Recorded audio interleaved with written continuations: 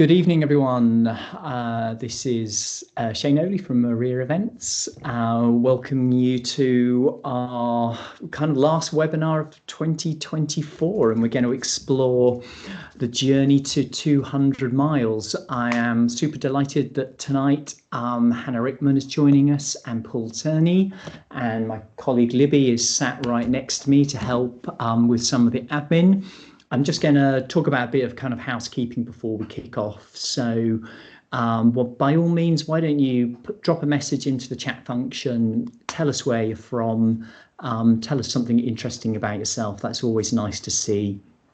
There's a Q&A function. If you have any questions as we go along, please feel free to drop a question into the Q&A. And we will do, what we will do is we'll circle back to all of those questions at the end. So the rough format will be myself talking with Hannah and Paul for the first 2/3, and then Libby is going to take over and kind of bring all your questions to life. And those questions can be to Paul or to Hannah or to myself. The webinar is being recorded, so it will be available for you to watch as a YouTube video, normally within about 24 hours. So if your internet connection cuts out, don't worry about it, you'll get to see it. If our internet connection cuts out at a rear event, you're in trouble, and Paul and Hannah will just need to talk to you without us. So let's get going. Let's talk to Paul first. In fact, no, let me just do a little bit more of an introduction. So Hannah, I got to know Hannah this year. She took part in the Northern Traverse, one of the events that we organise, and won. I remember chatting with Hannah at the finish in Robin Hood's Bay. She's got an amazing pedigree at these long races. She's been second at the Spine this year and last year, and is going back again in 2025, a month from now. So maybe it'll be third time lucky for Hannah. Hannah also helped me personally when I did my continuous Dragons back, I'm not sure what you call it, FKT, I suppose, this summer, and had the dubious pleasure of pulling out ticks from my legs on the final night once we'd finished. Paul, again, an athlete with an amazing pedigree, and I think for a lot of people came to their attention with his Wainwright record in 2019. Paul is also my running coach, and he helped me prepare for my personal Dragons Back adventure this year. And what I really like about Paul's approach is it's kind of no nonsense, but it's always backed up with really good kind of understanding of the science and the practical implications of trying to be an athlete and having a job and a life and trying to put it all together. So two real experts to talk to this evening. So Paul, let's start with you. Where do I start? So why don't you tell us a little bit about your life before coming to the Lake District, because you were based in Ireland, and a career that wasn't a sporting career that wasn't running focused. I didn't have any interest in running when I was a kid. I played a lot of different sports, rugby, football, Gaelic football, hurling, which is a sport we play in Ireland for those that maybe haven't heard of it. Not curling, hurling. It's a completely different sport. And that was my life from about the age of 11 or 12 until maybe early to mid 20s. That's all I thought about, really, playing hurling, and got to a decent level at that. Loved it, but at the same time I was a little bit envious of friends of mine who would train for the local rowing clubs. We lived near a big river in the place where I'm from, and there was maybe 3 or 4 rowing clubs on the river. So they would train every single day of the summer. They were training for big Irish championships, and I loved training. So being able to train every day sounded really great, but playing hurling, you might only have organized training 2-3 times a week and maybe a game or something like that. So there was a kind of an interest in endurance sport there in the background without actually doing any. Around the same time, Sonia O'Sullivan would have been really successful at in athletics, and there was the likes of, say, in my early 20s, Lance Armstrong was doing quite well, and he was quite likable at the time, and so yeah, there was always in the background a bit of an interest in doing some endurance type sport, but I was playing hurling and too serious about that. And then I went to Australia for 6 months and had the chance to do a little bit of running and triathlon, and loved it, and came back and just kind of went from there. So I did triathlon for a couple of years and realized it was maybe a bit too faffy, and liked the simplicity of running, and started just running in a kind of a local woodland. Much preferred it to road running. Then realized there was the Irish Mountain Running Association, started racing there, and gravitated towards longer races kind of straight away, because I felt it probably wasn't quick enough to do the shorter stuff. And that's how I got to where I am now. I did Lakeland 100 in 2011, and that was the first time I'd come over here to the lakes. And well, yeah, I've been here 10 years now, so I obviously enjoyed it. I think we'll need to circle back to your Lakeland 100 experience in 2011 later. But Hannah, let's first ask you about kind of where your love for running came from, and how do you find yourself, winning races on the podium of these super long events in the UK? Yeah, quite a lot of parallels with Paul, actually. So like a childhood and early 20s spent playing team sports, also hitting a ball with a stick. But for me, it was mostly hockey all the way through university, and then quite a lot of like touch rugby and tag rugby after university. So team sports were very much the kind of, the focus for childhood and my early 20s. And then also, similar to Paul, spent some time living abroad, and just found that actually as I was in different places, it was always, it was sometimes hard to find a hockey team or to find a touch rugby team, but you could always find someone to go for a run with. So yeah, I was living for a bit in Sierra Leone, then in the States, then in Malawi for a while. And I guess it just, running was like a way of meeting people, and also exploring all of these different countries that I was lucky enough to be living in. And especially when I did a master's and spent a year living in the States, and that was where I kind of fell in with the wrong crowd and met a load of ultra runners. And yeah, it just kind of escalated, they were all going out for trail runs at the weekend. So I went for trail runs at the weekend, and they all signed up for the local 50K. So I signed up for the local 50K, and it sort of all, escalated from there. And I think, also similarly, like ended up gravitating towards ultras and towards some of the longer distances, just kind of enjoying long days out in the hills, in nice places with people, moving a bit slower, snacking more, enjoying the scenery. That's definitely my vibe. Paul, perhaps you could tell us how you made the transition from kind of a passion for running into coaching. Well, I suppose I'd been doing some form of coaching for what I have been doing for guts of 20 years, though a little bit longer. So when I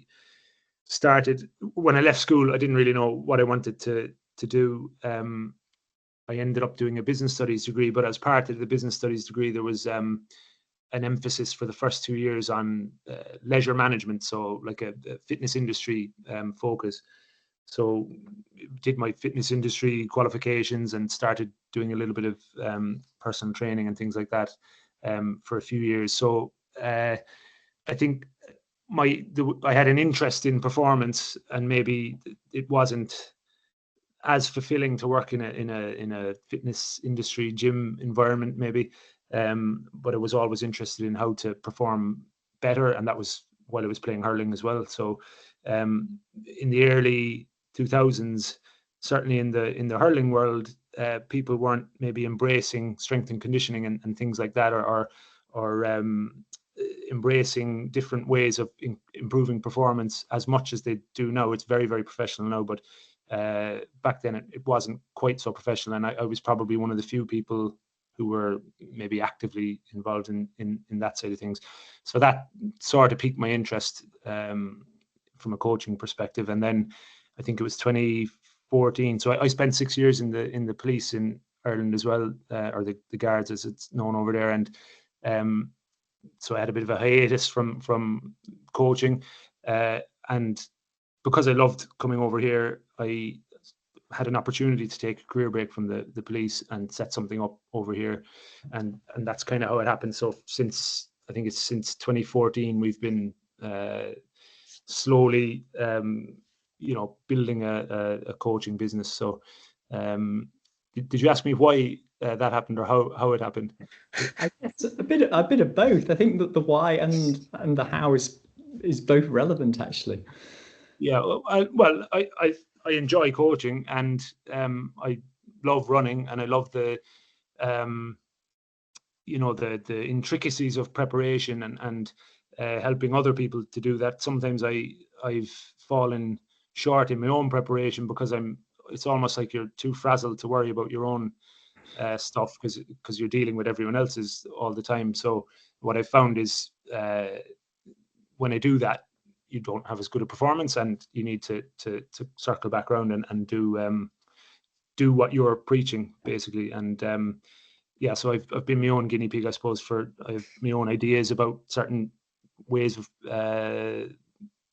preparing, and yeah, I've always been just very inquisitive, very interested in that side of things. So it's been quite easy to do, I guess. Yeah. Okay, I certainly can understand the feeling of being so focused on organising the event that you don't prepare for your own events yourselves. I think that's a feeling shared in this office fairly regularly. So Hannah, maybe we can ask you about I guess the most relevant thing is to ask you about your spine preparation, because you'll be back there in a month's time. And really the core of that must be more or less the same as Northern Traverse preparation. And so how's it going, and what have you been doing that kind of makes you feel ready? Oh man, I'm not sure I do feel ready. I'm not sure I've ever felt ready for it. Yeah, I guess lots of training, lots of running. So I guess in terms of what the like nuts and bolts of training has looked like, it's been a mixture of some time on the course, even though I know the Pennine Way pretty well by now. I'm getting a little bit of kind of PTSD at some bits, to be honest. When I go back to them, I'm like, oh, I'm not sure I need to see this again.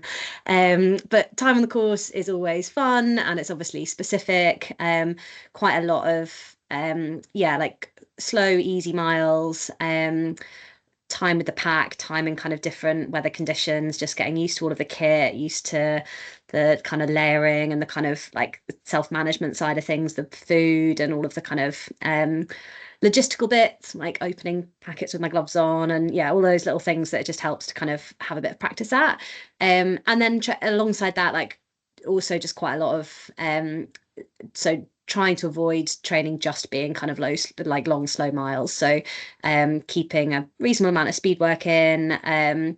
Have done, I guess this year, have been doing like more kind of shorter, like relatively shorter and like running focused races to kind of make sure that doesn't all just become like long and slow, and keeping a reasonable amount of strength in there as well. That's been the kind of nuts and bolts of it.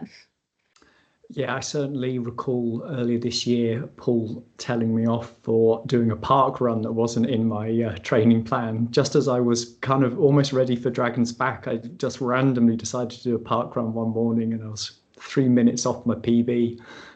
And I got my park run PB the weekend before my recent 100 miler, so I think it's allowed. Sorry, I missed that, Hannah. What was it? I was saying I got a park run PB the weekend before my recent 100 miler, so. Impressive. That is very impressive. I was thinking how specific Paul's training had been for me and how successful it was that I'd become slow. So, I'd never tell you off. Sorry, I missed that, Paul. I said I would never tell you off. So Paul, I was going to ask you about your that early Lakeland 100 and how you prepared for that, and how did that inform how you then coached other people based on that experience? Well, no. I suppose that was one of many races, I guess, in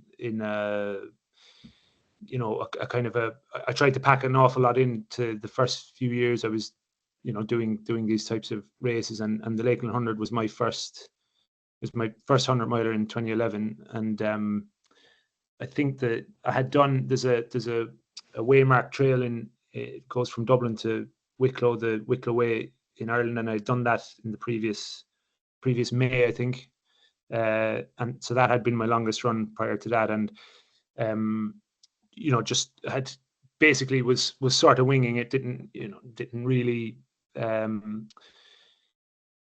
you know exactly what I was doing or whether it would work or whatever. It was, you know, a lot of intuition and just trying things, and a lot of easy miles basically, because I hadn't come from an endurance background, I guess. So a lot of my training for that 100 miler, I was still in the guards at home in Ireland, and I was living in a kind of an urban place. So we had a woodland with about 1.5 mile loop. It was very, very hilly. There was a big climb and a big drop and some flat as well. And I did an awful lot of running in there.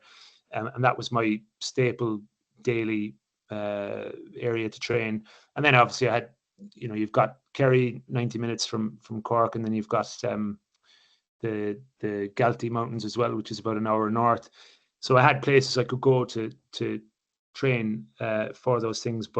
But the 100 was at the time, I just remember never, ever having feet so sore after that race, because I just wasn't used to the amount of, you know, rough ground and stone and rock, and especially that time, because I think they've improved some of the paths now, although they get washed out every time we've got some bad rain. But that was just an eye opener. A bit of I winged a lot of it, and I ran about 99 of the 105 miles with Adam Perry, who you'll know from Helm.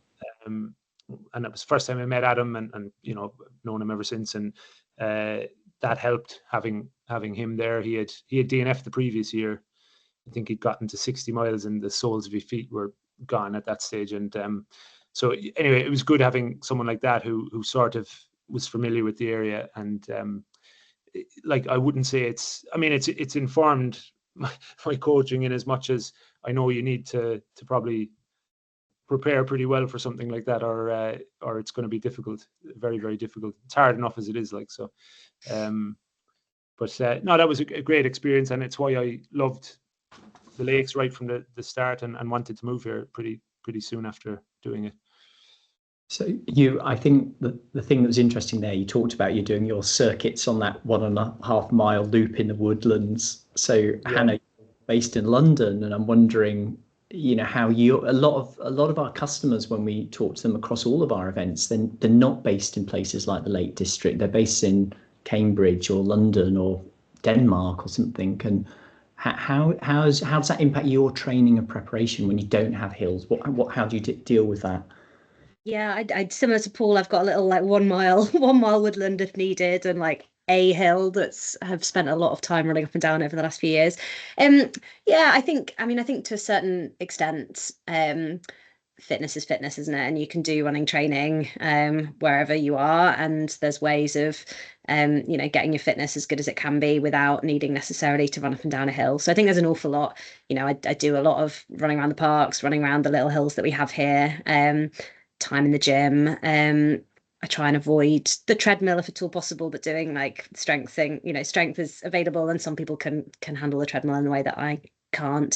So I think you can do a lot just from whatever you have available to you. And I guess the other thing is like trying to spend a bit of time if possible on the course, and obviously that can be difficult when people have got, you know, kids and jobs and complicated lives and things going on. But for me, as much as possible, I think if you can spend a bit of time, you know, if you can put aside a couple of long weekends to be on the course that you're actually going to be running, then you get that familiarity, you get a bit of specific training, you get a bit used to that terrain, and it can kind of, yeah, I guess like fill the gap that living in London makes hard to fill otherwise. Okay. I think we're kind of gently dropping into the kind of coaching specific and how you do the 200-mile journey after what's effectively been a 15-minute intro, I think. So, Paul, I'm going to ask from kind of your experience, I'm an athlete and coach, and what would you say were like the top 3 bits of advice that you would give to someone who's contemplating their first 200 miler? Yeah, the top 3. I don't like top 3 lists for a start, but I'll humor you anyway. I think. So I'll give you an example. Like a few years back, so I mean, she wouldn't mind me naming her, but I won't, just for the for the sake of it. But someone you'll know was doing your race Dragons Back, and they got in touch maybe in August of the previous year, so giving themselves a year to do it. And I remember she had decided she would think about doing some runs to work, so commuting to work, and it was a 10-mile run in and a 10-mile run out, and she was thinking maybe do that twice a week or maybe more.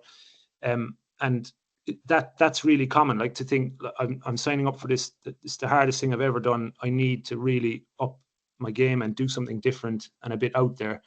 And what you need to think about is, can I consistently maintain that over the course of a year? And realistically, probably not, right? If you're used to running 4 or 5 times a week and suddenly you're doing 2 10-mile runs twice a week, along with all the other training as well, you're probably going to break yourself. And it's about maybe trying to find something that you can be consistent with throughout the preparation without, breaking any records, or without trying to have this unachievable plan, basically. So you have to work with what you have. You have to work within your own constraints and circumstances. And that's the most important thing. Don't assume that because it's the longest race you've ever done, training suddenly has to be overhauled and completely different. And like Hannah made a great point about, similar to what I was saying about my loop, you can work with what you have, and you'd be surprised how effective it can be, because a lot of what it takes anyway is the belief that you're ready to do it. If you don't believe you're ready to perform or do it, you probably won't. And okay, belief isn't good enough on its own. You have to back it up with some training, but the two together are very, very powerful. And you just need to do something that you can maintain, and try to just think about where you are now and what's actually achievable, and work within that. Don't try and you'll see it sometimes where people want to cram as much as they can into this 6 months, like it's the last 6 months they're ever going to run, whereas actually the next thing you do is going to give you the experience to improve the next time. So that should be the way you're thinking about it, that it's a long-term thing rather than it's all or nothing for this next 6 months.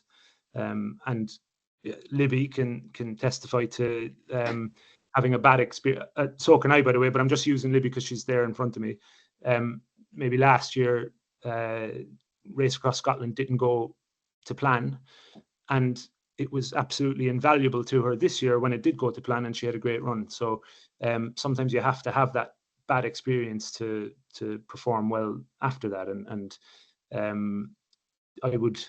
they're not nice when they happen, but I think they're actually a blessing in disguise sometimes, and they prepare you for something good in the future.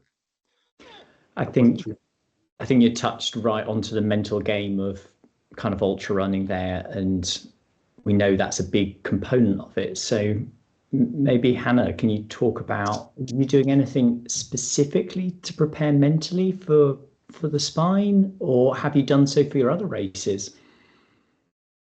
Yeah, I think definitely the mental side of it is such a huge component. I think the more you do these longer races, and actually the thing that has really taught me that, I think, has actually been volunteering at these longer races and like doing stuff like helping Shane on his. Like when you see it from the outside and you see someone who's really like going through a tough time, it's when you're kind of experiencing it yourself and you're in your own head, it can be hard to actually like analyze what's going on, and then you see it unfolding in front of you, and it's quite like remarkable. And I think the thing that I really took home from one of many things I took home from the adventure with Shane was like there were times when you were feeling pretty shit and feeling pretty rubbish and moving pretty slowly.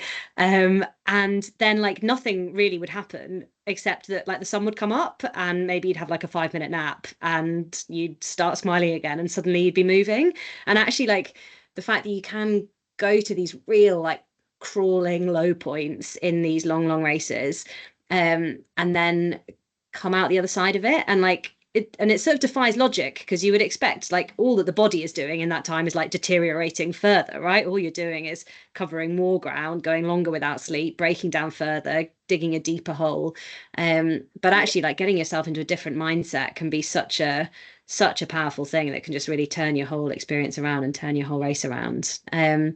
So yeah, I think there's like a few different, I mean, I think that in itself is a really powerful mental strategy, is kind of knowing when you're feeling terrible that it actually doesn't always get worse. And kind of that's something definitely like having had some experiences of going to some pretty low points and, you know, crying on the side of various like bits of the Pennine Way and whatever.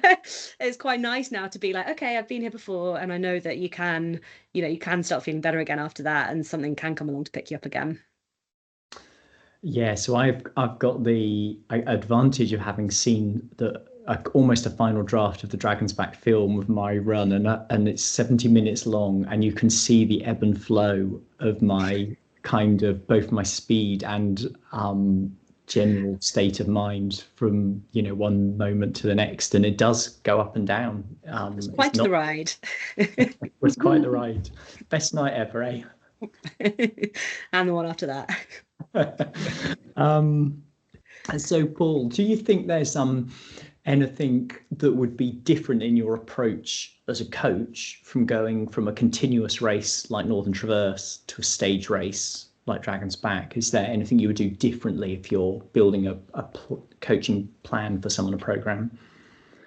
Yeah, well, I think it's really important that they get organized and their admin is like absolutely impeccable. Well, it might not be, but that's where you want to be trying to get with it, because you hear the horror stories of people at Dragon's Back or Cape Wrath or wherever, and the time is just, you know, flitting away on them because they're not organized in camp, and they may need all the time that they can get, and they don't have it because of, you know, relatively simple things like organizing your gear into dry bags that you can see through, say, for example, not having their own personal space in the tent, just like a bomb has hit it. And I'm like that, you know, so like if I'm getting ready to do a long race, there is stuff everywhere, and it's really stressful, wondering, did I put everything into that bag, and emptying bags, putting stuff back in, taking it out again, and just going around in circles like that. It's really stressful. So if you add sleep deprivation, physical tiredness and soreness, hunger, annoying campmates, not being able to sleep because of someone snoring, or all of that stuff is going to make that whole problem even worse. And so I don't think the training has to look vastly different necessarily, but certainly the focus on the other things needs to be really emphasized. And we it's one of the things we're blue in the face from saying in the Dragon's Back group, for example, that you have to get on top of that side of things. And if you don't, you're creating a much harder situation in an already really difficult situation in the first place. So Yeah, I mean, so for people who are listening, watching this evening, Paul and Sarah's business Missing Link Coaching provides a kind of wraparound coaching service for people doing Dragon's Back. So they have a Dragon's Back kind of training group that prepares each year, and I think that kind of personal admin message is consistent in that group and the advice that we give to everybody. And when I think about our typical finisher at our long races, it's fairly obvious that the slowest runners have a hard time because of the cutoffs and the distance.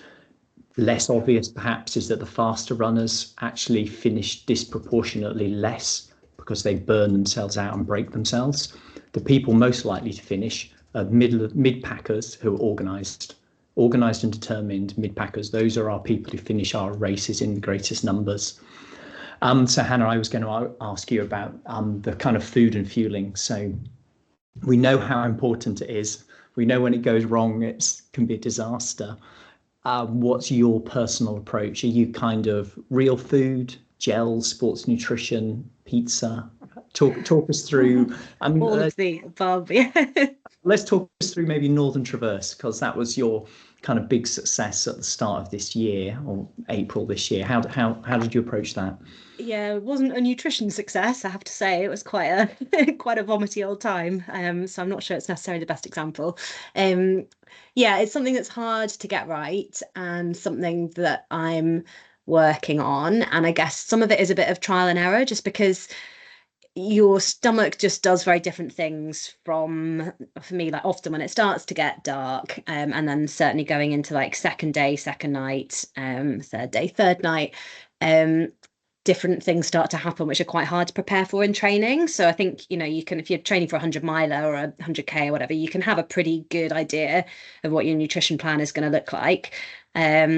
And in my experience, what quite often happens on the longer things is that the stuff that you really, really fancied on the first day is then no longer, you think it's like the worst thing in the entire world. And again, Shane definitely like went through several cycles of this on his adventure of foods that were wonderful. And there was a great, I don't know if you remember this, Shane, there was a lovely like period of time where you really were enjoying chocolate soy milk, and that was like the only thing that would go down. And so we had a nice little routine, and every 20 minutes I'd give you some chocolate soy milk.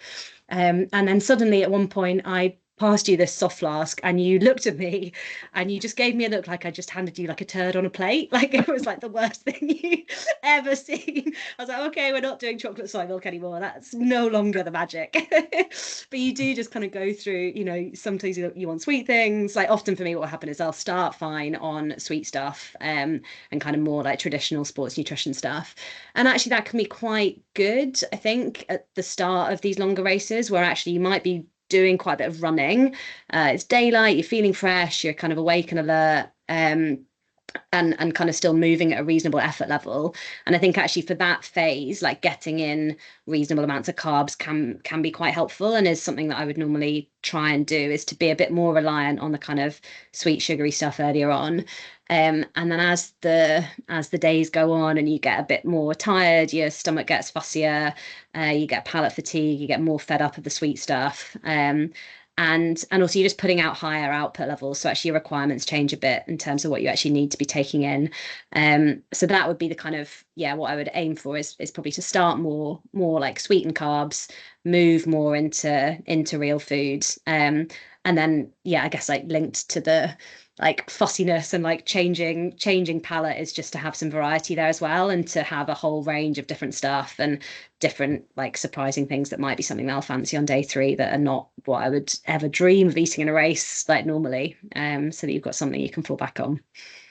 Okay, and Paul, I guess the same question to you about, I mean, you can talk about your own personal preferences, but I guess also you've got this experience of lots of coaching clients who will come to you with advice about their nutrition. What's your approach? Yeah, I was going to say just what Hannah said there. In the earlier stages, it's obviously easier to eat sweet things that go down easy when you're moving quicker, and when you start to slow down, you could probably put anything in there. I could run eating a full roast dinner, I think, once I'm 2 or 3 days into something like that, and that's genuinely the case. Like I've had wobbles after maybe 12 hours, and I've had a bad patch for maybe 12 hours following that. And then after that, once that's out of the way, I honestly could eat, it doesn't matter what it is, I'd eat it at that stage. And I mean, part of that is probably a pacing issue too, and maybe not quite getting things 100% right in those earlier stages. But it's certainly a lot easier to just stick to. I personally, in a long race like that, I would almost exclusively stick to very bland gels like Morton gels or something like that early on, until that period of time where I've slowed down and I get that to the point where I could eat literally anything. And I suppose if I think about races that I've done, long races that I've done a lot of stuff in the Alps, and the standard fare over there is white bread, pasta, broth with little pasta bits in them. What are they called again? I can't remember the name. Noodles? Not noodles. No, it doesn't really matter, does it? But orzo, no? Is it orzo? Oh, also, yeah, yeah, almost like the big rice things. Yeah. I think they're pasta. But anyway, cured meat, cheese, like local cheese, stuff like that, and I could thrive on that for 3 days, no problem. I know if you're vegan, it's going to be more difficult for you in those environments, but I'm not, so I make the most of it. And once you've slowed down anyway, your body is absolutely craving real food at that stage, it's very, very easy. But I would say it's really, really individual thing. And yeah, from working with lots of people, I don't ever tell them, you should do this, you should eat this, because it's such a personal thing. I would go along the lines of what Hannah said, which is sticking to easier, more digestible stuff early on when your pace is a bit quicker. But practice in training. There was something else I was going to say there, and I think it's gone out of my head. It's gone. I think Libby. We do have a question from Daniel. He said he's planning to do a non-stop 200 miler towards the end of 2025. Asking about specific like grams or calories per hour, but I'm taking from what you guys have said that that's not something that's necessarily as applicable to something like 200 miles. Hannah, you go. Yeah, I think I don't know, maybe this is all gonna go horribly wrong. I think towards the start it can be, right? Like at the start you're moving, you're running, you're not moving fast, but you're still putting out a reasonable amount of output. And I think actually for that, like trying to get a solid amount of carbs in per hour is not a terrible idea. Like that's the fuel that you're burning, and that's what I would be aiming to do. And I would, I think that amount is like different from person to person, and I've trained to try and make it a bit higher so I can get more on board. But you want that to be something that you're familiar with, but maybe similar to what you might be doing in, even in a 100 miler, but not expecting to maintain that level, I think, the whole way through. So kind of shifting. Yeah, I think that seems to be the theme that's coming out, is like starting one way and then shifting a little bit. And then later on, it's just like whatever you can get in your face, I think, rather than trying to count anything. It's just like whatever you can eat, whatever is in front of you, whatever someone offers you, great, brilliant, down it goes. Yeah. I think, oh, sorry, I was going to say, Rini McGregor, who's a very well-respected sports dietitian, actually did a webinar for us about 12 months ago, and she talks about, X, grams of carbs per hour. And there is some good recommendations out there. I'm not going to try and guess what they are. If you're interested, you can watch them. And I think Libby's going to find a link for it. I guess as I personally explored, my eating plan for my Dragon's Back thing, it became obvious to me that I was going to really struggle to get the amount of calories in, and also there's so little research beyond this 100-mile mark. So there's actually some good research up to about 100 miles, but beyond 100 miles, you're kind of in the Wild West, and it's kind of whatever works for you. And actually, Paul, earlier you talked about practicing. It's really hard to practice eating for a 200-mile race. So maybe come back to that zone when you go beyond 100 miles, you're prepping for your 200. How can you practice what it's like to be in that area? Yeah, well, you're never going to until you've done the 200-mile race or whichever race you're doing, you're never going to know for certain, unfortunately, which is why you probably have to do it and try something based on what you've done in training, and take stock afterwards and see whether it was a positive thing or what was positive about it and what was negative. Like I'm not going to bullshit you and say that I've kind of figured it out, because I haven't, and some people have done really, really well based on what we've kind of spoken about with my own runners, and other people haven't, and we've gotten it wrong, and it's kind of back to the drawing board. But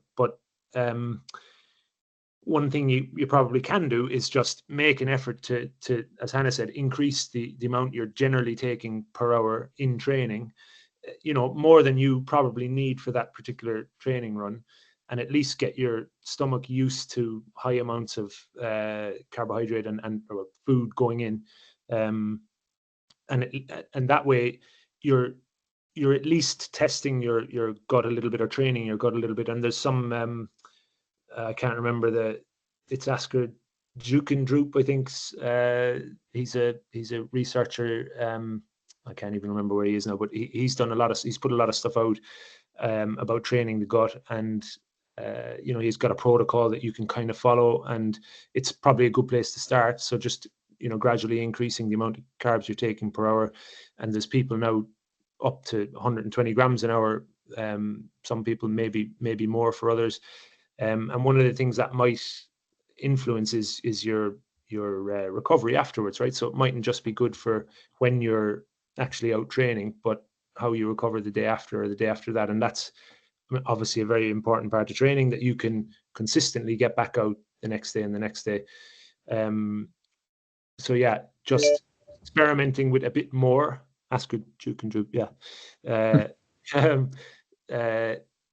So yeah, experimenting with a bit more and testing your gut a little bit, and trying to consider what is available as well in a particular race. So for like the Dragon's Back, people aren't going to be able to potentially rely on all their own stuff during that race, because you have a certain weight limit for the week. One of the things we've asked our runners to do each year is to make sure that what's roughly what's on the menu in the evenings, or for meals at the Dragon's Back, and to please go and practice eating that before runs and training and even races if you can, so that at least it's not a total shock to the system. Because if you're used to your own diet at home, and you go into that race environment and it's completely different to what you normally eat, then that's probably not a great setup. So practice. Practice. So there's a brilliant podcast, Coopcast, which talks about the science behind the carbs per hour, and Libby's just trying to find the link. Well, it's about 6 weeks ago it was published, but it's a really good listen if you want to get into the cutting edge science of all of this. So I'm going to kind of move on to the topic of sleep deprivation. I'm going to actually ask you, just to make it a little more lighthearted, your funniest or most bizarre exhaustion experience, Hannah and Paul. Ask Hannah first. There's quite a lot to choose from, hey? Last year in the Spine, I was wandering through a herd of dinosaurs, and then the Pope came along riding a bicycle, and then there was a tortoise whose shell was made entirely out of little QR codes, and I got my phone out to scan the QR codes and it just disappeared. So that was a fairly typical experience. That is pretty special. Little tigers riding around in bumper cars trying to trip me up. Yeah, all sorts. Wow. Yeah. I didn't hard enough. Yeah, exactly. I was like, he's fine. He hasn't cried yet, and he's not properly hallucinating. He's okay. Paul, how about yourself? Well, nothing as crazy as that. No, I must say that I've seen anyway. But I thought there was. I don't really know what I thought actually, but thinking back, I think I thought there was two of me at one point, or. So I get confused. I thought it was either two of me or Sarah was with me somewhere, but I also at the same time knew she wasn't. This happened during Tor a few years ago, and it would have been, I'd have had probably 3 nights without sleep at this stage, and yeah, it was just this weird feeling of, I know this is stupid, she's not with me, but I need to just slow down and wait for her as well at the same time. So that was completely mad, batshit crazy, but that was probably the weirdest thing. And then just making faces out of anything, a rock, a piece of grass, you know what I mean, or a tuft of grass. Just, yeah, it's crazy, really, but nothing quite. I didn't have the Pope on a bike or anything like that. So. Okay, and then how about the strategies for dealing with the sleep deprivation? Because I think most people, if they're thinking about doing 200-mile races, they know they can go through one night. They've got that experience. When I was thinking about how best to approach my Dragon's Back, I was pondering, do I sleep for 4 hours here, or 90 minutes there, or 5 minutes here? And I adopted a strategy that I think with hindsight wasn't optimal, but I didn't have any reference point. And you can't practice these things. So again, Hannah and Paul, lots of experience. I mean, what have you found works for you, Hannah? Yeah, so I think maybe the biggest, I think a big thing for me is trying to avoid to getting to that point. So everyone likes kind of telling their like funny hallucination stories, but the reality is like, while you're seeing the Pope riding a bicycle, I'm also like pretty miserable, moving very, very, very slowly, and like really slowly, like putting out sort of 20-minute miles on a completely flat path, and also not having a good time and potentially a bit unsafe, like making quite bad decisions. So I think some people can like function a bit better with it, but for me, like I just need to not actually get to that point. So it's trying to recognize when things are starting to get a bit funky around the edges, and then get some sleep in before getting to that kind of state. So often what I will try and do is normally go through the first night, although I know some people increasingly actually think that, rather than digging a hole, actually getting a bit of a sleep on the first night might be a good way to kind of stop things derailing a bit further down the line. I think just logistically, often it can be quite hard to sleep on the first night because you're quite like wired and alert and ready to go. But yeah, so maybe a sleep on the first night, and then definitely by the second night, like I need a proper lie down somewhere. And I know that for me, like the time that I'm going to be really bad is it's kind of in keeping with your circadian rhythm. So like between like midnight and 4 a.m., like if I can be asleep, that is like a better situation for all concerned than me like flailing around in a bog somewhere being like completely useless and a waste of space. So I would normally try and get like a proper sleep for something like an hour and a half, like during that period of every night from the second night onwards, and then top that up with power naps. And I kind of find often actually really, really short power naps can be kind of surprisingly, like a sort of 1 minute micro nap can be like surprisingly magical and can give you a couple of hours sometimes of running. And again, but it is one of those things where like that's what I think probably works best for me, but I definitely don't feel like I've definitely like completely cracked it. And people are really different, and like you're saying, Shane, like it's impossible to train for this. Like you're not going to go out and stay awake 48 hours and see, well, you shouldn't do that. So there is a little bit, I think, of like not having a super fixed plan that you're attached to, being really tuned in with your body and recognizing when you're getting a bit useless, and knowing, maybe like specific to the race that you're running as well, knowing a bit what your options are in terms of like where you can sleep, what sort of time you're likely to be there, and having like a few different plans that you can deploy as things unfold, and being a bit reactive. Great. I do have a question actually, leading on from that, Hannah, because Bruno has asked, is there any way to practice a sleep strategy? So maybe Paul, that's a question for you really, but it's very difficult to practice a sleep strategy, and I think if you're doing so if it is a 200-mile race and you've never done one before, you probably are going to have to accept the fact that you don't know what's going to work for you, and like we should probably try and get comfortable with uncertainty, because there's a lot of uncertainty in these types of races, and that's part of the appeal as well. You don't do these things because you know you're going to be able to do them, but practically speaking, I think I would try and encourage people not to make a solid plan, because it's going to go out the window, and you have to think of the logistics of it as well. So where you think you'll be after 12 hours or at 2 a.m. in the morning, you might not be there, and it might not be optimal for sleeping. I mean, if you think about the spine, you really have to consider where is best to sleep. It might not be a good idea to stop. You might be better off to continue.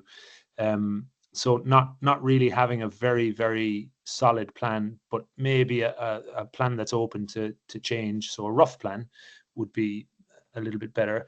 And I think the trust that actually you might think you need 3 hours sleep, but half an hour might do the job for you, or 20 minutes might do the job for you. So that's not to say that you're only going to need 20-minute sleeps the whole way through a 200-mile race. You might need longer, but as Hannah said there, like you can buy yourself back an awful lot of quality movement time with just a 5-minute sleep, and I've certainly done that a lot myself. And because it's your mind that's absolutely knackered. Your cognitive ability is gone to pot at that stage, and 5 minutes is enough to potentially get some of that back. So you'd be really surprised how good you can feel after that. And Hannah mentioned about 1 minute nap. I set my phone to alarm after 1 minute on Tour de Glaciers last year. I lay down on a rock, and I didn't want to stay there because it was cold, and I didn't want to be, getting out a bivy bag or anything like that. So I set my phone for 1 minute and could not stay awake. Like I could barely see in front of me. I was so tired. And after a minute, it was enough to get me to the next refuge. And then the sun came up and it was fine. So trust in little bouts of sleep. It probably will work for you, but until you've been there, it's very hard to appreciate what you're going to feel like. So you have to just go there and hope for the best. I certainly underestimated how exhausted and slow that I would become, 40, 50, 60 hours in of kind of continuous effort. And it was a big learning experience for me. Hannah, I was going to ask you, someone aspiring to step up to a 200-mile plus race, is there a bit of advice that pops into your mind that you would give someone? Yeah, I mean, maybe to pick up a bit on what Paul has said. I think you can. There's a lot you can do to prepare, right? So you can anticipate a lot of the things that are likely to come up, and you can try and have a plan. But for me, like a 200-miler is not a execute the spreadsheet type of event. Like, I've got a spreadsheet. It's a very nice spreadsheet. It's got a lot of different tabs and a lot of different sections. But all that's doing is giving me options. And I think when you go into a 200-miler, you need to expect that, you might go into a marathon being like, here's my marathon plan, and I'm sort of planning to execute it, and probably things will pretty much go to plan. If you go into a 200-miler, the baseline expectation, even if you're having a really, really good race, is that you're I know I'm probably going to cry at least once, maybe twice. I'm going to probably be sick at some point. I'm probably going to hallucinate, things are going to go wrong. And so it's all about expecting that, anticipating that a bit, and having strategies to manage it when it does start to derail. And I think that's often where people run into trouble, is when things first start to deteriorate, or things start to stack up that are going against you. People think that it means that their race is over, and actually what it means is that they're running a 200-miler, and it's all exactly what they signed up for. Unfortunately. Yeah. I mean, Paul, another big element of these long races is the fact that it is going to be painful and uncomfortable. And I mean, how do you talk to your clients about that and help them prepare for the inevitable suffering that is going to come at some point? Well, just what Hannah said there is something I would do with pretty much everyone, I think, asking them to visualize that shit hitting the fan and things going absolutely wrong, and not assuming that this is going to be one of those nice days out in the hills where everything goes well, because it's 100% not going to go to plan. So you have to have thought about all of as many as you can, the things that could go wrong and what you're going to do about it beforehand. And okay, you can have strategies, you can think about these things, and you can say, this is what I'm going to do, but actually doing it when it happens is very, very difficult. So you really do need to try and imagine how you're going to feel at that point in a race, and it's very difficult without the experience. So some of this is, again, being uncertain going into these races. But if you've signed up to a race like that, you should be making a commitment to yourself that you are going to make every effort possible to deal with the problems that come up, because it's part of the race. It's not, the race isn't about having a nice run. Like, if you want to do that, then go do something else. Do an hour's run on the fell, right? Don't enter something like this. It isn't really a running race. It's a foot race that involves a ton of problem solving. So it's a problem solving foot race. And without that mentality, without that desire to solve the problems, as soon as you get a problem arises, your perception of effort starts to be affected. Everything is harder to do now. And that sets off a kind of a bit of a spiral where you think, oh, why me again? It's all, my stomach's always going to shit, and there's nothing I can do about this now. So then you stop even trying to eat. You stop trying to solve the problem. You need to examine, like, your perception of effort is affected by a certain amount of things, right? Like, obviously your thoughts and your mental state, but your hydration, your nutrition, your pacing, who you're talking to, are you running someone else's pace? You're happen to be with them. Like, all of that's going to affect your perception of effort, and your whole existence should be about managing that perception of effort. So you need to know what affects it, and how can I influence that, or those specific things. So you should have a checklist. You should be going through, okay, is this a hydration issue? What have I done in the last 2 hours? Is it a fueling issue? Have I been running with this guy it's good fun to chat to him, but actually he's way quicker than me, and I don't feel very good. You should be asking these questions of yourself the whole time. And usually the answer is there in front of you if you're willing to find it. But if you're not willing to find it, and you feel like, oh, this isn't worth it, I didn't think it was going to be like this, well, then you haven't really you haven't signed up to, you have signed up to something you didn't really want to sign up to. You have to expect and almost welcome the shit hitting the fan, because it will. I think that sounds like very, very good advice, personally. I think maybe I'll ask you about the recovery. Again, Hannah and Paul, I come to both of you.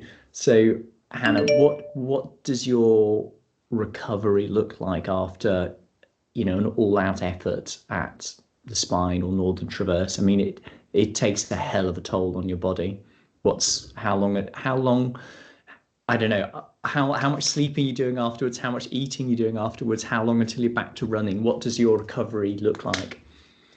Yeah, so variable but big, I think, is the theme. So often there's a sort of 24, 48 hour period of extreme unpleasantness, of like muscle spasms and night sweats and general sadness at the state of the world, and not a very happy spot. And then a much longer period where things feel a bit depleted. So I mean, the things that I will normally find is like, I shouldn't go to work or like drive a car for a few days because I'm not going to be a very responsible person. Often, I feel like quite often you end up picking up some sort of a niggle over the course of a 200 miler, which actually in some ways can be quite helpful, because it sometimes does like floor you for a couple of weeks and stop you from running even when you think you might want to again. I will eat a lot. So I think the day after the Spine last year, I ate, in one of my not very vegan moments, Shane, sorry, I ate a whole Colin the Caterpillar cake from Marks and Spencer's just on my own over the course of about an hour and a half. And that like didn't even touch the sides of like the kind of deficit. You're massively, massively depleted over these sorts of things. So you just eat a huge amount, sleep a huge amount, and then I think just be really patient with your body. Like these things are big tolls that you're putting your body through, and you can get yourself into a hole if you start trying to get back to it too soon, start running again too soon, start doing anything really again too soon. I would definitely always take like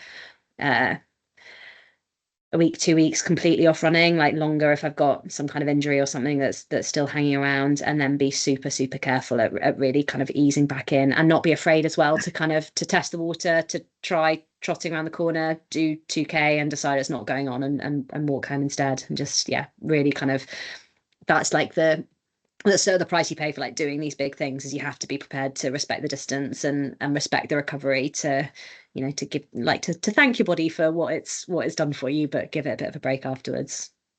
Yeah, Colin and Caterpillars, I totally get it. So like a few days after finishing Dragon's Back, I bought a big tub of Ben & Jerry's, the vegan Ben & Jerry's, and just sat and ate the whole lot in one hit. Just again, sides, just ate the whole lot.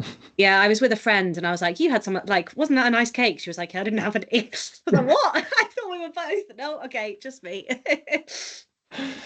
So kind of same question back to Paul. I mean, let's just think about you personally. You've done so many of these long races, probably more than anyone else I know, actually. So what's your approach to your personal recovery? Very similar to Hannah. Sorry, Hannah, I don't mean to be copying you. Eating's obviously, very important. I tend to noticeably lose weight on a very long race, just because it's very hard to keep enough food going in. So eating plenty, not worrying about what I'm eating, right? Like, your body's absolutely needs it, and I wouldn't worry too much. I would try, and I'm not very good at it, but I would try and get more sleep than usual. It can be obviously very difficult to sleep immediately after something like that, but 3 or 4 days later, you're very well able to sleep. So just trying to get to bed a little bit earlier each night. Not necessarily not doing any activity. I think I suppose you're trying to balance. If you're someone who trains every day and suddenly you take that away for a month, you're not going to be a very pleasant person, or at least I'm not anyway. So I would try and do something pretty soon after, whether it's a little bit of biking or even just walking. So I have 2 dogs, so I walk the dogs, and definitely get out and get some fresh air, and don't sit around, because your body will probably feel worse for it. Again, unless you've got some proper injury that you can't move on. But keeping it really, really light, and thinking longer term. So you're probably going to absolutely desperately want to do the same thing again, or some other 200-mile race the following year. So set yourself up well by not rushing back, and maybe getting straight back into a training plan, and suddenly a month after that realizing, geez, I'm not recovered at all, and actually now you're eating into when you should be training. So being a bit disciplined and patient, and actually I'll just use Libby as an example again.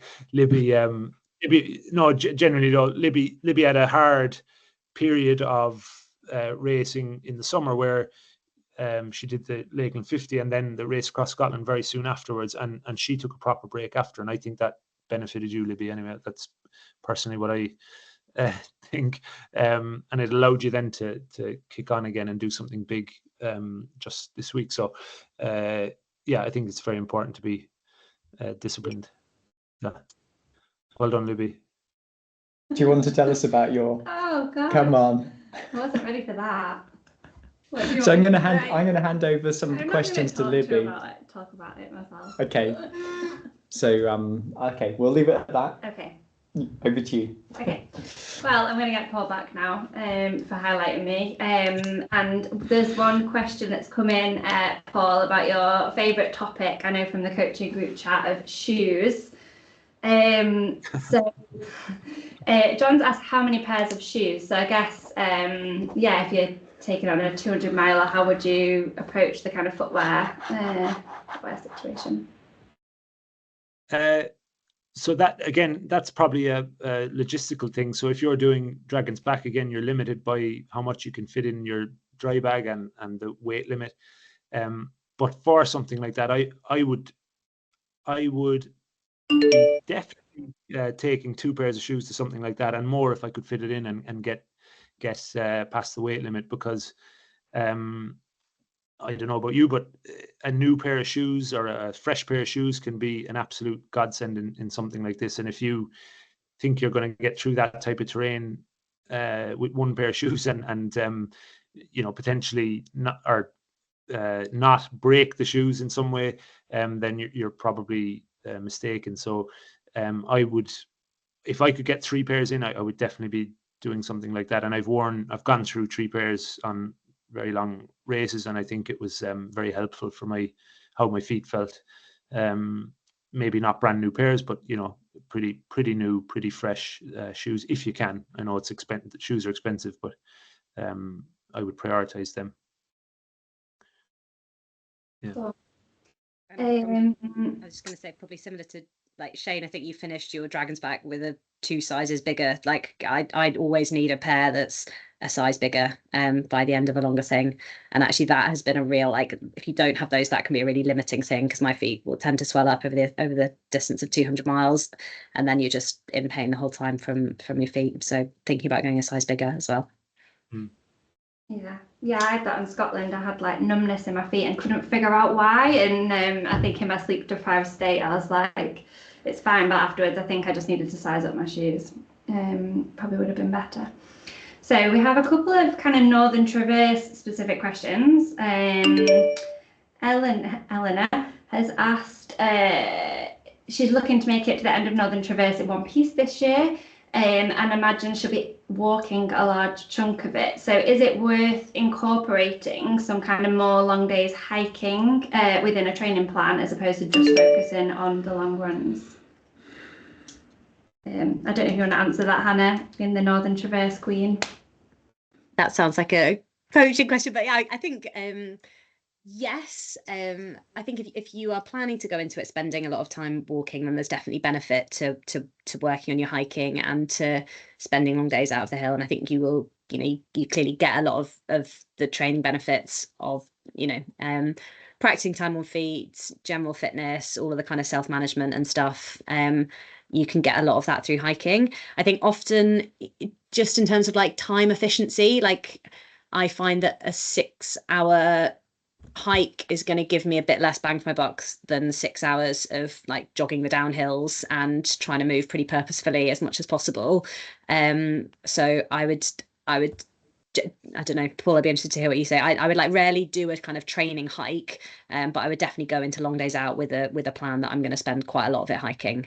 Yeah. Do you have anything to add there, Paul? Yeah, I mean, a lot of times you might, depending on where you're training, you may not need to go out to specifically hike, because a lot of the uphills, if you're out for 6 hours, you'll probably hike anyway, especially if you're carrying a little bit of extra kit. And maybe one consideration might be, so if you're struggling to, you may be managing a niggle or something like that, and you're struggling to feel like you're getting long days in, then it might be a good option, because mentally it could be quite useful for you to feel, well, I've been on my feet for 6-8 hours, and I know what that feels like. And okay, it's different to running, but towards the second half of a race like that, there will be a lot of that happening anyway. So you could manipulate things by maybe carrying a little bit of extra kit, as long as it's not wrecking your shoulders or making your legs feel completely trashed. So we're not talking 50 kgs on your back or anything, but I think there's circumstances where it's definitely useful. And if you're someone who struggles with higher mileage, it's probably a way of getting some longer days without maybe the associated risk. But yeah, you'll get more bang for your buck, obviously, but running. Cool. Shane, I'm going to ask you this question. Okay. Another Northern Traverse question, but I guess it's applicable to other kind of races. But Lawrence has asked, what sleeping system would you recommend carrying for the Northern Traverse for trail naps? Gosh, I think probably Hannah's more qualified to answer that than me, but I think what I can say is I've seen a big variety of approaches from different participants. Certainly the fastest participants tend to be very focused on doing their sleeping at the aid stations, because we provide tents or a sleeping area at most of the aid stations. They can access a big warm sleeping bag, and we don't require Northern Traverse participants to have a sleeping bag in their pack. I think the people who've done trail naps tend to put on their kind of emergency jacket and make the most of it by lying on the floor for, 10 to 15 minutes typically. Hannah, does that kind of... Yeah, that was certainly my approach, was trying to sleep in the checkpoints. And I think obviously we had a named storm come through this year, so it was maybe like not a totally typical year, but it was cold actually, particularly in some of the slightly more exposed checkpoints. So having a decent sleeping bag in the drop bag was helpful. So I had a proper sleeping system in the drop bag, and then would literally just lie down for a minute and then get a bit cold and it wakes you up and off you go. Do you have anything else to add there, Paul? Or... Not really, no. Okay, there's another question here from Gareth. In prep for an 8-day ultra, is there any advice to try and replicate the mileage or feelings for running for 8 days consecutively? I.e., a few weeks out from the race, would it be advisable to run a training event for the 8 days straight to aim to complete a certain percentage of the race day total? So I guess like a simulation week, if that makes sense. Paul, I don't know if you want to answer that one. So I missed the start of it. Sorry, Libby. Oh, sorry. So Gareth said, in prep for an 8-day ultra, is there any advice to try and replicate the mileage or feelings for running for 8 days consecutively? That's difficult. It's really difficult. Yeah. Well, one strategy that I've encouraged someone to do just because of their own circumstances was so they happened to be at altitude in a very mountainous place on a holiday, and it was maybe 3 weeks out from, I think it was TDS he was doing, and we deliberately kind of encouraged him to hike as much as he could in that environment, but really, really low intensity for the full week, because he happened to be there and he was doing that type of thing, or he wanted to do that type of thing anyway. So we just said, well, we'll load up on very, very low intensity, but plenty of time at altitude, and it's far enough out from the race as well. And I suppose it's like potentially a big dose of aerobic stimulus without a ton of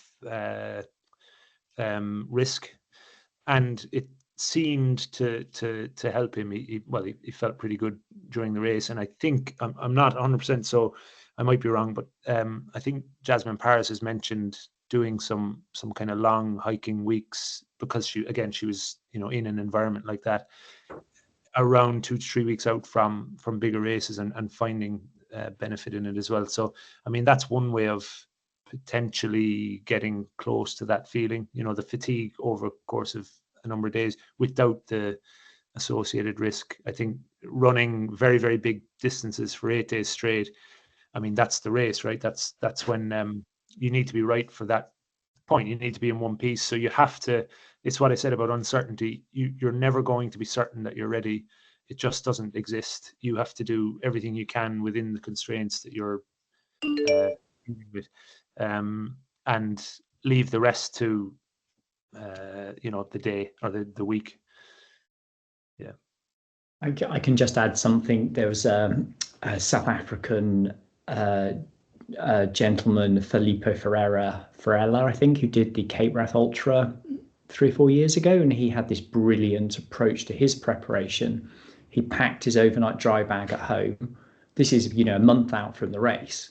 Went out and did a long, hardish run from home, came back, and then camped in his living room, only using what was in his dry bag to test whether he had everything.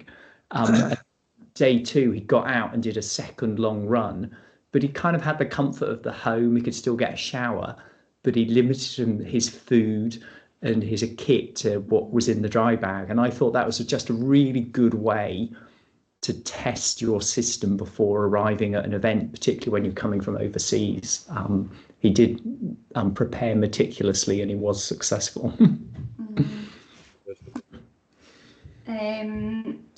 Ross has asked, would you Would you always encourage recce's on the course? Is it okay to do events having little or no experience on the course itself? Hannah, do you want to answer that? I know you touched on doing some Pennine Way kind of recce. Well, you know the course very well now, but yeah, I think so. I think there are advantages to recceing, definitely. But I think also, like, you know, recognizing as well that realistically it sometimes isn't possible for people. So I think the things that, so I do love a recce for several reasons. I think it helps, obviously, if you're doing something that's self-navigated, to at least like have, you know, made a few mistakes the first time round and figured out where you're going to put them right. For me, it helps a lot with the mental side of things, just to kind of know what's coming up. And like a big thing for me in these longer things is chunking it into shorter distances. And so it can really help for me to have like, okay, it's like another like 5K to that road crossing, and then it's another 5K to that pub, and another 5K to that tree, or, you know, whatever, like little things just to make it, for me, I find a really useful strategy. It obviously lets you know a bit more about the terrain that you're going to be moving on. It can be helpful for some of your kit choices. And also it's the most fun bit. Like, I think some of my like best days that I've had in the last couple of years have been recceing with friends. Like, actually it can just be such a good excuse to get out on a different bit of trail. It's daylight, you've had some sleep, you all have a nice time, like it's lovely. And then it means that during the race, when you're feeling a bit rubbish on that section, at least you've got a little like nice memory of the fun times that you were having there before. So for me, like, I really, really like recceing, and I would recommend it if possible. I also like chat to a lot of people who, for whatever reason, like if you live at the wrong end of the country, if you've got, you know, kids and jobs and things are tricky and complicated, like, you know, it's not always an option for people, and then that's fine, and like no one's race preparation is going to be perfect, and there are lots of things you can do to make do. Like, a friend of mine has been spending a lot of time, she lives in a city, spends a lot of time training on a treadmill, and while she's training, she's been watching YouTube videos of some hikers doing the Pennine Way and literally like taking their GoPro around and like going through all the different gates. So she's having this like virtual Pennine Way experience. So that, you know, there's ways around it if it's not possible. It's not essential. But I think if you can, I guess, kind of like Paul's saying, like, it can also be a really good opportunity to do a kind of, an intensive like big weekend, a month or so, or a bit longer out from the race. If you can organize one weekend to make that happen, to go out and spend 3 days, you know, you can stay in a nice B&B and have a shower, but move your way along the course with some pals, then I think that's definitely like time well spent for lots of reasons. Yeah, good for kit prep as well, I guess. Paul, sorry, were you going to say something then? Well, not necessarily. I'll just add as well that it's for someone who isn't living in an environment like that, or you know, far away from the course, or maybe in a different country, like, yeah, it's potentially not going to be possible. But we have had it on say in the Dragon's Back group, for example, where maybe people are living in London and their intention isn't to you know, make an effort to get on the course, and I think it's a mistake. You know, like, fine, it might not be possible for them, but over the course of 8 months, it potentially should be possible to at least familiarize yourself with some part of the course. Because if the first time you ever encounter, you know, terrain like you get on the first couple of days, is the race, you know, you're going to be overwhelmed if you're not experienced in that environment, right? So, like, if you're someone who has done lots of that stuff already, it's obviously not as big a deal. But there have been people who have no experience of that environment, and, you know, we can do all the right training and everything else using the environment they have, but they're just not going to be fully prepared without, you know, being exposed to that at least a little bit. Right? So it's really, really important, I think, to make an effort to get somewhere similar. Yeah. I think what I'm going to do is kind of start to wrap up there. I think it's been fantastic and insightful conversation. I've got 2 maybe quick fire questions to finish with. And Paul, I wanted to ask you about kind of those iconic races. You've done some amazing races in the Alps. I love to race and run in the Alps as well. Yet Britain, the Lake District, Scotland, is a very special place. Can you maybe share, such as the standout races for you over the last few years? Yeah, so I mean, the 100, obviously, the Lakeland 100 is a pretty iconic race now at this stage, and because it visits a lot of the famous places in the Lake District, it's 100 miles. It stands out as one that's worth doing at least once. And it was the first time I had ever run in the lakes was in the 100. So I suppose it has a special place for me, and I really enjoyed I don't know how many times I did it. I DNF'd a few times as well. But Old County Tops is actually one of my favorite races. So it's not terribly long. It's about 37 or 8 miles, I think, and it's a pairs race.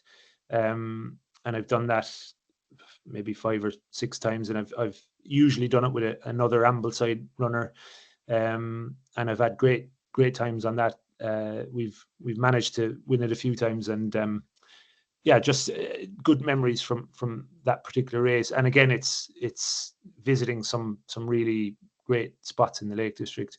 And I'm probably as taken with short races as I am with longer races, and obviously the Lake District is a mecca for fell racing, right? So things like Langdale Horseshoe, Wasdale Horseshoe, Teenager Race, Dudden, Three Shires, all of those races are just, you hear about the guys from the 70s.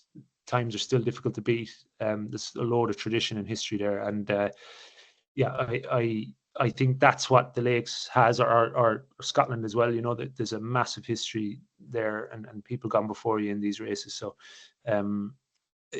I think the Alps, I've spent a lot of time in the Alps now, and particularly Italy, and the scene it's very similar actually when you start going to local races, Wednesday night races, 400-meter uphill races, and there's 300 people there, and there's a DJ at the start, and everyone's back into a community center at the end, or a sports hall.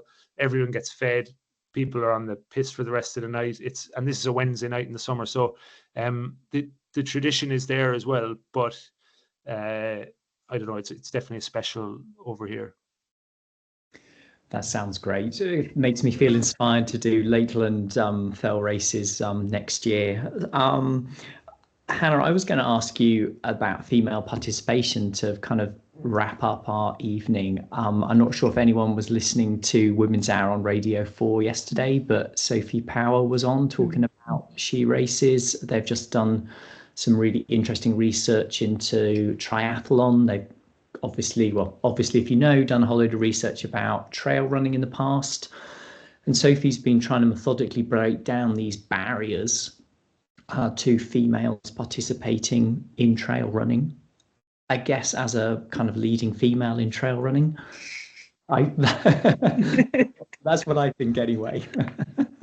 What would you say to encourage maybe a woman who was maybe hesitant about doing one of these big races to take the plunge? Yeah, I think I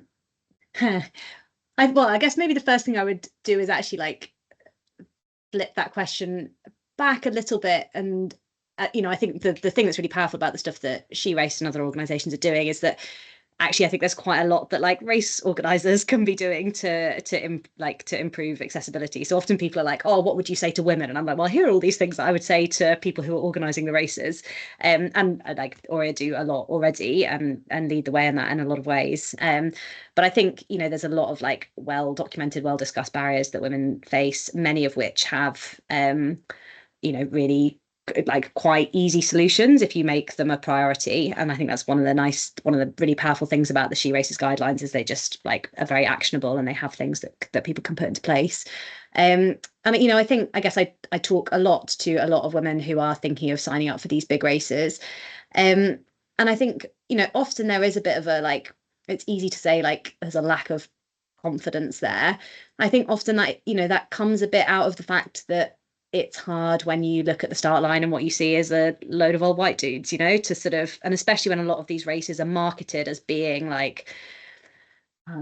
brutal or like really, really hard and challenging and whatever. And I think that appeals to, a lot of that is marketing to maybe more towards men who want to be able to say, I've done 100 mile, oh, I'm going to go and do a big balls 200 miler now. And so I think it's, in some ways it's like not surprising that women sometimes don't, and other people of color and other groups don't feel like they belong on those start lines.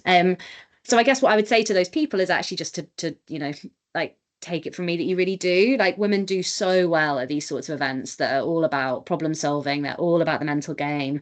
They're all about pacing yourself sensibly and not setting out like a dickhead. They're all about like, looking after yourself and having a plan and being able to pivot when things go wrong and not, losing it when your ego is threatened by disaster after disaster. And we see, I haven't checked the Winter Downs 200 tracker during the course of this call, but Emma Stewart is out at the front of that at the moment. Like, we see women absolutely smashing these events. So I think, if you are feeling the kind of imposter syndrome, if you're feeling like you don't belong there, you're certainly not alone. Like, all the women I speak to all the time have that same feeling. And I think all that we can do is like just push back against a bit and say, actually, let's look at all of these examples of women who are doing really well out there and believe in your skills and your experience. And, and if it's something that you want to do, go have an adventure. Like, these races are fun. You learn so much about yourself. You have an amazing time. Don't be held back by that, and if also the other thing I would say to women is, if there's anything that I can help with, just ping me a message and I will happily chat it through. That's a fantastic way to wrap up. And for anyone who hasn't seen the She Races guidelines, have a look at them. It's on their website, very easy to find. As a participant, the biggest thing you can do to influence race organisers is ask them to adopt those guidelines, and ultimately money talks. If you take your custom to organisers who do adopt the guidelines, that will change people's behaviour as organisers. Right, I would like to say a big thank you to Paul, a big thank you to Hannah, a big thank you for Libby for giving up her evening and being here in AREA HQ. This is our meeting room with all various memorabilia on the wall. Thank you everyone for joining us, taking part this evening. We'll get this online as soon as possible. I'm afraid it's a bit of a brutal end to the webinar. I'll click end and I will disappear and you will have to exit the conversation or the webinar as and when you want. We always find somebody left here tomorrow morning when we come back into work. But yeah, so much, and enjoy your running and have a wonderful festive break. Bye bye. Thanks all. Bye. Thank you.